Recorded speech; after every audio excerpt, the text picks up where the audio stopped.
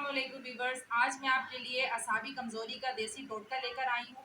आप इसको देखेंगे और इसको आजमाएंगे। ये बहुत ही आजमूदा और बहुत ही आसान टोटका है। जिस शख्स को भी, चाहे किसी भी उम्र के अफराद हों, मर्द हों, ख़वातीन हों या बच्चे हों, इसे इस्तेमाल कर सकते हैं बआसानी तरीके से। सबसे पहले आप 5 अदद नर छुहारा ले लें, 100 ग्राम आप काजू ले लें, 100 ग्राम आप बादाम ले लें और 100 ग्राम आप 4 मग्स ले लें। इसको बारीक ग्राइंडर के अंदर पीस लें और शीशे के जार के अंदर पैक करके एयर टाइट करके फ्रिज में रख लें।